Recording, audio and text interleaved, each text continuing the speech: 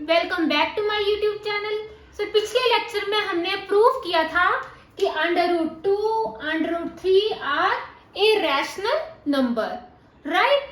सो आज हम कुछ और एनसीईआरटी बुक के कुछ एग्जाम्पल हैं वो डिस्कस करते हैं, राइट। सो एग्जाम्पल को डिस्कस करने से पहले आपने 9th क्लास में डिस्कस किया होगा कि अगर हमारे पास R1 R2 R3 so on rational number हो, अगर इन सब का अगर हम प्रोडक्ट करें rational number 1, rational number 2 plus rational number 3 so on Rn, मतलब रैशनल नंबर्स को आपस में प्लस करेंगे तो हमेशा हमारा रैशनल नंबर ही आता है, ये राइट। और अगर हम रैशनल नंबर्स को माइनस करें तब भी हमारा क्या है, अगर हमारे पास रैशनल नंबर गिवन है तो अगर इन रैशनल नंबर्स को आपस में माइनस करेंगे तब भी हमारा जो आंसर है वो रैशनल नंबर ही आएगा, राइट। सिमिलरली अगर हम रैशनल नंबर्स को आपस में मल्टीप्लाई कर दें तो हमारा मल्टीप्लाई करके जो आंसर आएगा वो भी रैशनल नंबर ही आएगा, राइट। और अगर हम एक रैशनल नंबर को दूसरे रैशनल नंबर के साथ डिवाइड कर देंगे ऐसे करके, तब भी जो हमारा आंसर है वो रैशनल नंबर ही आएगा। ये सब आपने 9th क्लास में डिस्कस किया होगा कि हमारे पास R1 R2 R3 these are rational numbers. अगर इन रैशनल नंबर को आपस में प्लस करेंगे, एडिशन करेंगे, तब भी हमारा आंसर रैशनल नंबर ही आएगा। अगर सब्ट्रैक्ट करेंगे तब भी हमारा जो आंसर है रैशनल नंबर आएगा। अगर एक रैशनल नंबर को दूसरे रैशनल नंबर से मल्टीप्लाई कर देंगे तो भी हमारा आंसर रैशनल नंबर ही आएगा। अगर हम एक रैशनल नंबर को दूसरे रैशनल नंबर के साथ डिवाइड कर देंगे तब भी हमारा जो आंसर है रैशनल नंबर आएगा, राइट। तो ये सब आपको पता होना चाहिए।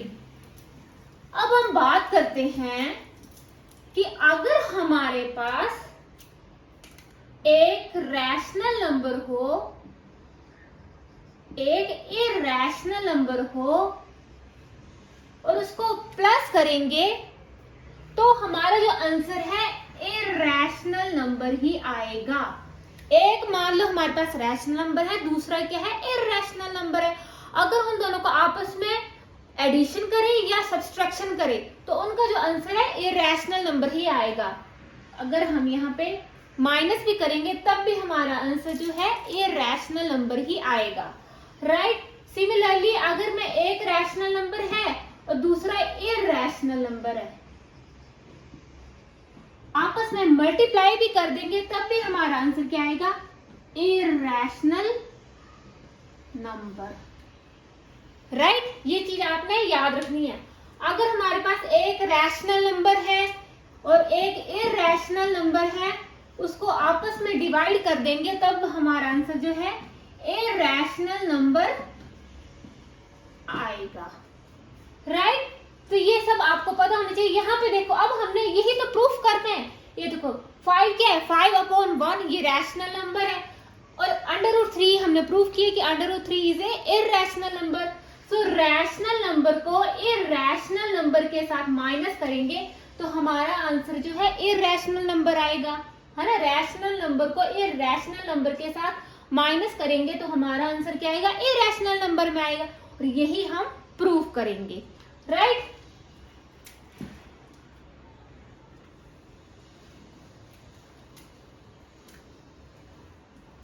सो आज का हमारा क्वेश्चन है, show that 5 minus √3 is A irrational number. तो हमारा स्टेप वही है जैसे हमने √3 के केस में किया था कि एज्यूम करेंगे, लेट अस एज्यूम 5 माइनस √3 हमें शो करना है इरैशनल। तो हम एज्यूम करेंगे 5 minus √3 is a rational number, right. Number को मैंने इस तरह से शॉर्टकट में लिख लिया। और अब हम क्या लिखते थे, 5 माइनस √3 को a/b की फॉर्म में लिखते थे। भी a एंड b क्या होते थे, इंटीजर, और b कभी भी 0 नहीं होता है। और एक्सएफ हम इन दोनों का क्या आता है, 1। और इसको को प्राइम भी बोलते हैं, a b आर को प्राइम नंबर्स, क्योंकि इन दोनों का एक्सएफ क्या है, 1 है, राइट। तो तो ये हमने कर लिया। अब हम स्टूडेंट क्या करेंगे, जो √3 है ना, इसको अरेंज इस तरह से करेंगे अकेला, राइट। तो हम क्या करेंगे, 5a माइनस बी अरेंज करेंगे और माइनस का √3 है उस तरफ लेके आए, प्लस का √3 आ गया, right. This is equation number 1। अब स्टूडेंट यहां पे देखें, सिंस a, b हमारे क्या है, इंटीजर है, राइट। और यहाँ पे देखो 5 minus a upon b, sorry a upon b, 5 upon 1 क्या है हमारा, देखिए तो ये रैशनल नंबर है ना, और a अपॉन b हमने क्या बोले, इंटीजर है, मतलब मान लो 5 अपॉन 4 है या 4 अपॉन 5 है, a 4 है और b 5 है, तो ये भी क्या हुआ, a अपॉन b भी हमारा क्या हुआ, रैशनल नंबर है। और हमें पता है रैशनल नंबर को रैशनल नंबर के साथ माइनस करेंगे तब भी हमारा आंसर रैशनल नंबर आएगा। इसका मतलब क्या हुआ, since a, b are integers, so 5 minus ab is a rational number. ये क्या है, रैशनल नंबर है। और ये जो है इसके इक्वल, अगर 5 minus a upon b rational है तो √3 भी क्या होगा, रैशनल होगा। सो इफ 5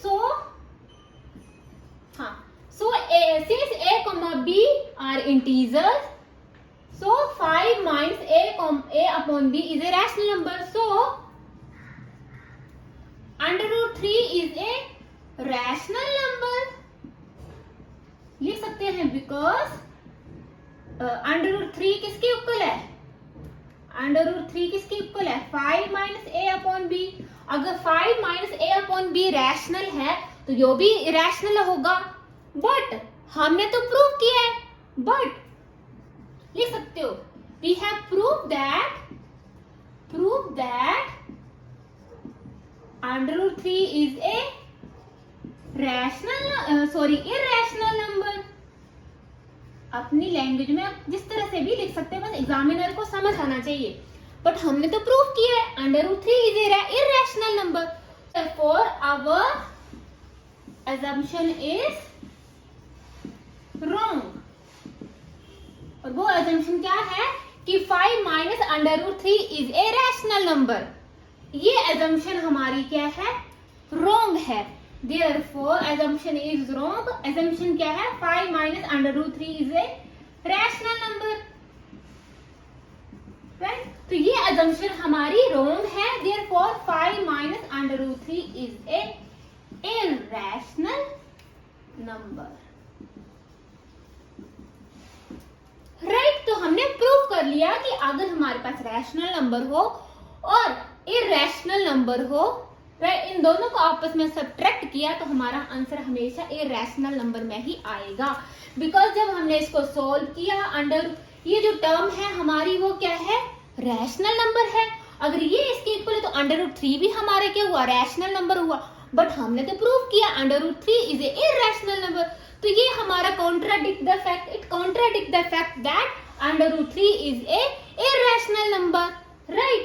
सो देयरफॉर जो हमने अज्यूम किया था कि 5 minus √3 is a rational number is wrong, our assumption is wrong, therefore 5 minus √3 is a irrational number। आप अपने लैंग्वेज में जैसे मर्जी लिख सकते हैं, there is no issue।